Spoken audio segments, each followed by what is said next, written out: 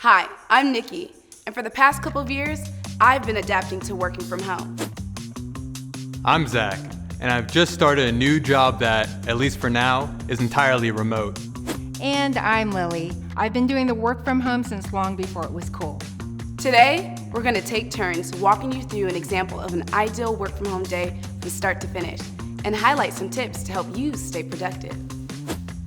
I'll go first. This is job science.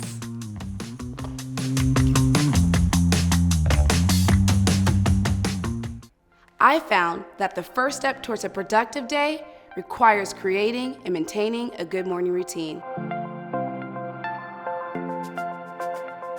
Now this can be different for everyone, but let's cover the basics. For starters, I think it's still important to dress for work, even though you're at home. Yes, I've been guilty of wearing sweats 24/7 too, but this isn't about looks. I've come to realize that this little freshening up step subconsciously gets me into the right mindset for work. Think about how confident you feel after getting dressed up for a night out. You likely feel more alert, and that will motivate you. Before we move on, if you're finding this video helpful so far, please like, subscribe, and click the notification bell to get the latest career tips from Indeed. Also, go down to the comment section below and let us know what helped you stay productive while working from home. So now you're ready to get to work, but before that, it's really important to create a working schedule. I'm not talking about appointments or meetings. I mean clearly defining your working hours with your managers and teams. I've already established when I'm available for meetings or other collaborations, when I'm working but focusing and not available to others, and when I'm not working at all. Tim Ferriss wisely suggested scheduling your time off and defending it just like you would an important meeting. Sound advice. In any case, your boss will likely want to have some input on this schedule, but once things are clearly defined, everyone can get on the same page in terms of expectations. Now let's get to work.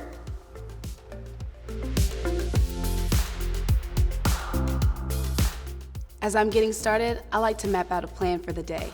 It helps me stay more proactive and less reactive. I'll first review my daily calendar to remind me of any meetings I have ahead of me. There's typically an agenda or a deck I'll need to review to prepare, which means I'll switch over to my to-do list and assign myself those tasks so I don't forget. If you're like me, you'll probably have more items on your to-do list than you can accomplish in a day.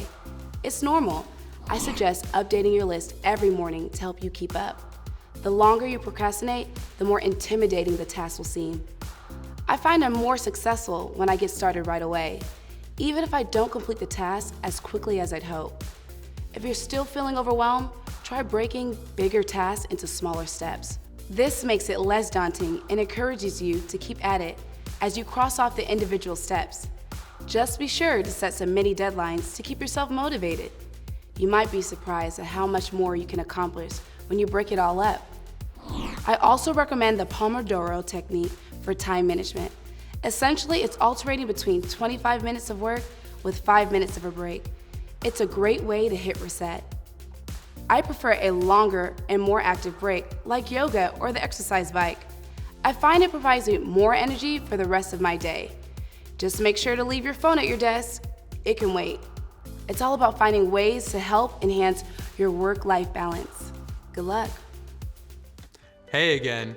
So I'm a little newer to this whole work from home thing, but I've already picked up on a few tips and habits that have helped me maintain focus and stay productive. I find it really useful to clearly define the workspace. What that means for me is keeping this desk well lit, organized, and clutter-free, and designating it as only for working. Of course, I use my laptop for other things like watching videos or social media, but I try to take it somewhere else, like the couch for that.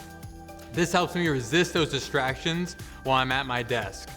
Also, a big part of defining your workspace is making it clear to roommates or family that when you're in this environment, it means you're at work. One trick, noise canceling headphones.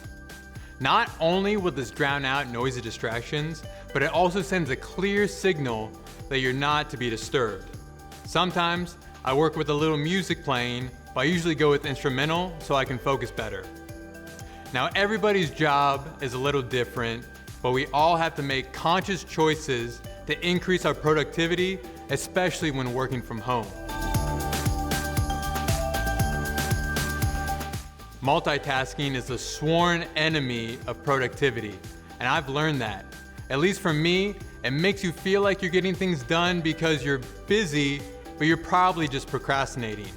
To prevent this, I've been trying out a technique called batching. This means grouping specific types of tasks and executing them. I find I accomplish more this way, and my quality of work improves too. For example, setting a specific time to do your emails and then closing out of your inbox until a later time. One of my problems was darting back and forth every few minutes between my inbox and the project I was trying to get done. I was getting nowhere.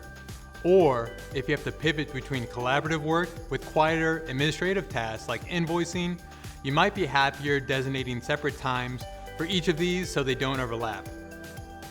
For some people, it's better to start off with your hardest or daunting task and get it over with.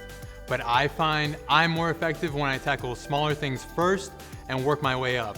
It creates momentum and builds my confidence level about getting everything done. I suggest taking the time to figure out what workflow works best for you. In the work from home era, we've lost some of that ability to collaborate and help each other out as spontaneously as we used to back in the office. Find out your employer's preferred method of online communication. Does everyone use an online messaging app? Is it common to leave a comment in a doc? Don't be afraid to reach out to your coworkers or manager with questions. Some people miss that one-on-one connection, so chances are they'll be glad to hear from you. As the new guy on the team, it has certainly helped me out many times. It doesn't always have to be a work meeting with an agenda. Since we no longer have those hallway conversations, it's okay to schedule a virtual lunch just to catch up with a coworker. But before you do so, I recommend checking out this video on 4 easy ways to build your emotional intelligence. This is such an important soft skill. And finally, don't forget to take care of yourself. Steve Jobs may be famous for his ambition and work ethic, but he was also known for making time to nourish his body and mind. For me, that means eating something light and healthy, like a salad for lunch. I also like to break things up by taking my dog for a quick walk. It's a nice reset and gives me an energy boost for the afternoon. You can't just sit and stare at a screen all day. Hello again. So, as I mentioned earlier, in my field, I've had the ability to work from home since long before 2020 made it normal. Let me share a few things I've learned along the way. For starters, I encourage you to try and find your why.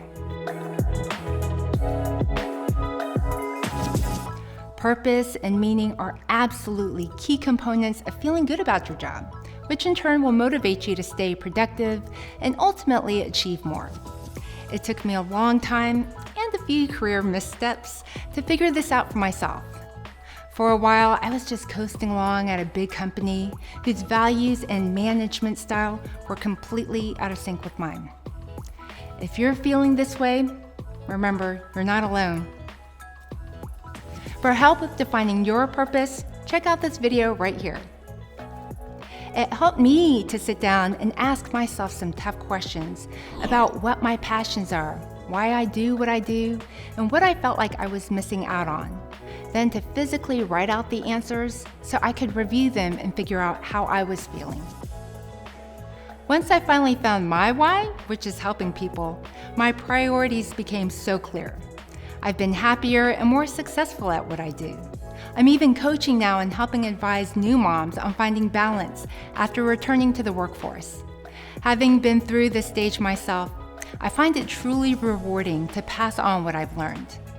Now, if you're stumped on finding that meaning in what you do, that's okay. But it's never too late to start thinking about trying something else. Productivity is subjective. For me, it's about the quality versus quantity of work. But for some people and certain fields, it's defined differently. And sometimes pure output really determines the bottom line. In any event, there's a great quote by legendary basketball coach John Wooden. Never mistake activity for achievement. Whenever I'm feeling especially busy or overwhelmed, I try to be mindful of that advice. Let yourself recenter your focus towards what you need to be doing to achieve your goals. Although working from home can be convenient, it can also be hard to define your boundaries. You might find yourself cramming in more meetings because you're comfortable at working at home for longer hours. But that doesn't necessarily mean it's increasing your productivity. In fact, it's often the opposite, and many people are reporting fatigue from all of this.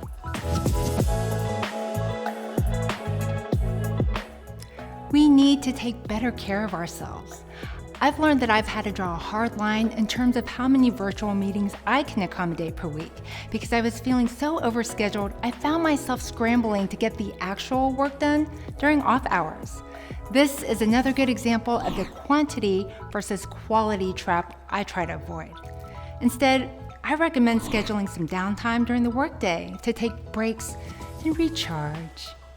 If you're like me, it may feel like you're slacking off, but think of it this way. You're making up for your old commute or lunch outings that gave you a chance to take a mental break.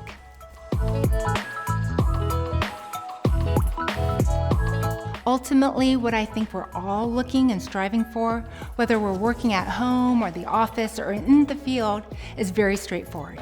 It's balance. When I've found the right balance of work, play, and rest, I feel centered and know I can be my most productive. For me, that means getting a good night's sleep and going easy on the caffeine. And finally, when your workday is over, I think you should make it official, just as if you're leaving the office.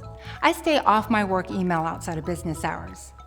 If you want to be able to recharge and ensure you'll be just as productive tomorrow, don't be afraid to close that laptop and call it a night. If you found this video helpful, make sure you hit the like button down below and subscribe to our channel over here. For more productivity help right now, I recommend checking out this video and playlist.